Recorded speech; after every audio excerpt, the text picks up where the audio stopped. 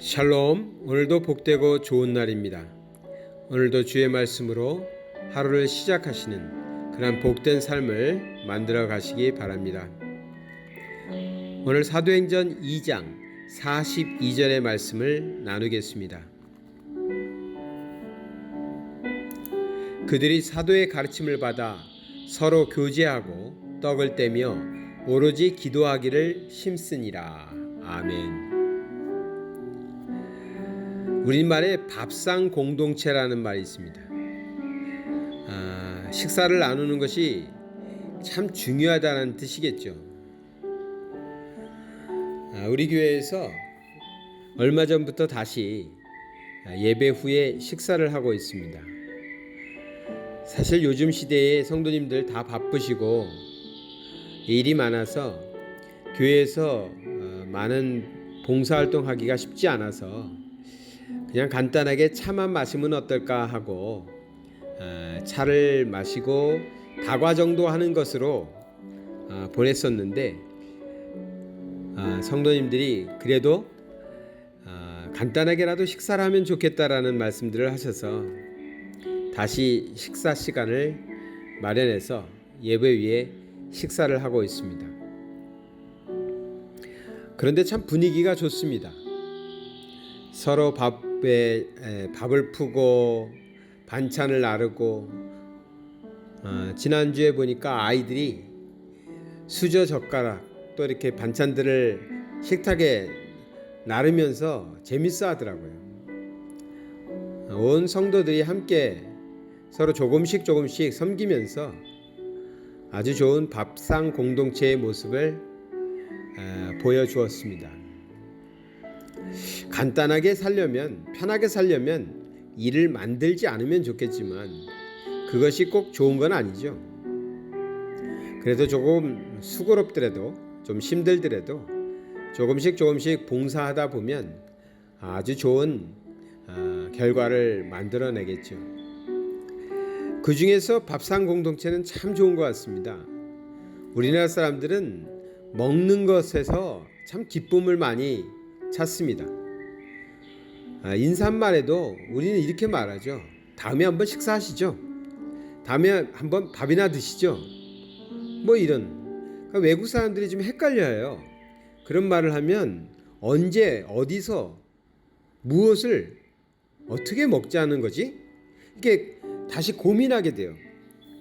그냥 우리는 지나가는 말로, 인사말로, 또 보자는 말로 밥 한번 먹읍시다 뭐 이렇게 얘기하는데 말이죠. 근데 왜 우리는 다시 만나자는 얘기를 밥을 먹자는 얘기로 할까요? 그만큼 밥상 공동체가 중요하다고 느끼기 때문에 그럴 겁니다. 근데 우리만 그런 것 같지는 않아요. 초대교회의 모습이 오늘 사도행전 2장에 나오는데 여기도 보니까 서로 교제하고 떡을 떼며 오로지 기도하기를 힘썼다 했거든요. 그때에도 2000년 전에도 교회의 모습은 교제할 때 떡을 떼며 즉 양식을 나누며 밥을 먹으면서 교제했다는 것이죠. 물론 오랜 시간 동안 공동체가 함께 있으니까 당연히 그래야 했겠죠. 그런데 이 떡을 뗀다는 것, 양식을 나눈다는 것, 음식을 서로 만들어 서로 먹는다는 것은 관계에도 너무 중요한 것 같고요. 신앙생활에도 참 유익하다고 생각합니다. 한국 교회가 가지고 있는 어쩌면 독특성이라고 할 수도 있는데 한국 교회는 예배를 마치면 꼭 식사를 했죠. 과거에는 국수를 많이 끓여줬는데 요즘엔 다양한 반찬들을 해서 맛있는 밥을 주는 것 같습니다. 우리가 예배의 은혜를 받고요. 예배를 통해서 영적인 힘을 얻지만 예배 후에 있는 이런 성도들 간의 교제 또 그 중에서도 이 밥상 공동체에서 누릴 수 있는 그 교제가 한국 교회를 굉장히 결속력을 강하게 했고 또 성도들로 하여금 한 가족이다, 교인이 내 가족이다라는 생각을 하게 하는데 큰 역할을 했다고 봅니다. 우리 주님께서 오병이어의 기적을 행하신 적이 있죠. 주님께서 물고기 2마리와 보리떡 5개로 5,000명을 먹인 사건입니다. 빈들에서 천국 복음을 전하셨는데 이제 시간이 많이 가서 사람들이 배가 고픈 때가 됐어요. 그때 제자들이 저들을 쉽게 말하면 동네로 보내서 그들이 먹을 것을 사서 먹게 하자, 이렇게 주님께 말씀드렸을 때 주님께서 그들을 보낼 것이 없다, 보낼 필요 없다, 너희가 주어라 라고 말합니다. 그래서 제자들이 아니 이 많은 사람을 먹이려면 200데나리온도 부족할 겁니다 라고 말했습니다. 그런데 한 제자는 그래도 우리에게 보리떡 5개와 물고기가 2마리 있는데 어쩌지요 하고 그걸 갖고 와요. 그래서 주님께서 그걸 축사하시고 나눠줬더니 5,000명이 먹고도 남았다. 이게 오병이어의 기적이죠. 그런데 예수님께서 오병이어를 가지고 5,000명을 먹였다라는 기적이 중요한 것이냐, 아니면 제자들이 그것을 나누어 주었을 때, 예수님께서 축사하시고 나누어 줬는데 나누어 줄 때 기적이 일어나죠. 나눌 때 기적이 나서 계속 나눠줘도 또 생기고 해가지고 계속 준 겁니다. 그러니까 제자들의 손에 의해서 나눌 때 기적이 일어납니다. 거기에는 우리가 지금 2가지 생각해야 되지 않을까요? 하나는 예수님의 마음.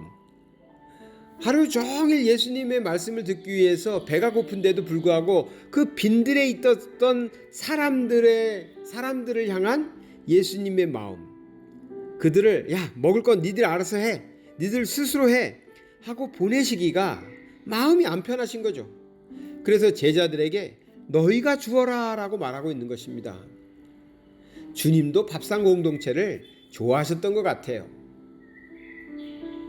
또 하나는 그 말씀대로 제자들이 나누어 먹기 시작하니까, 나누어 주어서 먹기 시작하니까 놀라운 기적이 나타났다는 겁니다. 성경에 보면 공간복음과 사복음서라고 말하는 마태복음, 마가복음, 누가복음, 요한복음이 있는데 이 오병이어의 기적은 사복음서 전체에 나옵니다. 내 성경에서 다 다루고 있어요. 그만큼 중요한 겁니다. 그것이 기적이 일어났기 때문에 중요한 것이 아니라 거기에는 메시지가 있다는 것이죠.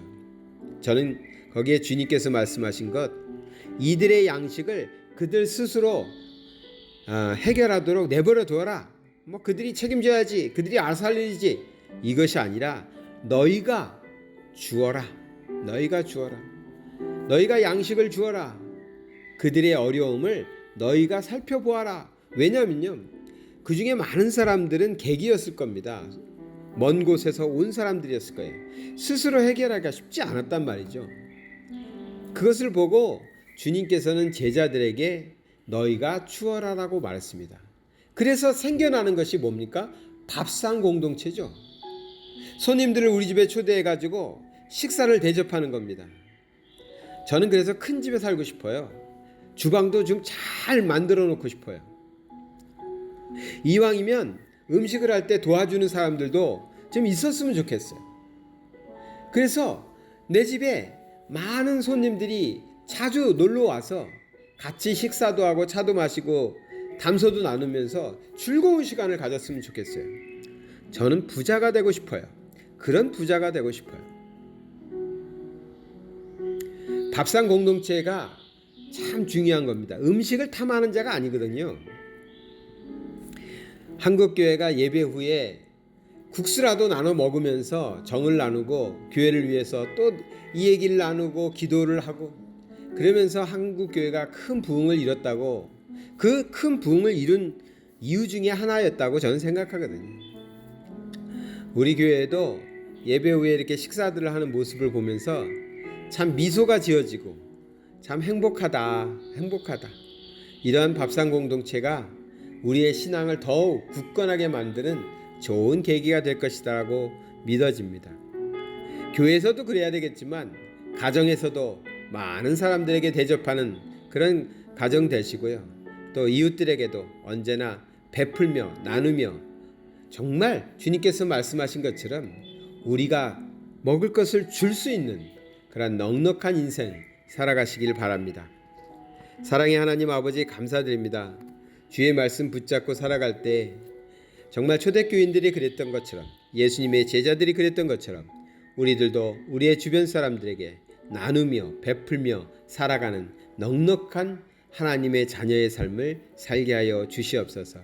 우리에게 영적인 삶도 우리가 서로 나누고 공유하고 힘을 얻어야 되겠지만 양식도 나누면서 서로 배불리 먹으면서 그렇게 아름다운 사랑을 나누고 살아가는 그런 사람들 되게 하여 주시옵소서. 예수 그리스도 이름 받들어 기도드리나이다. 아멘.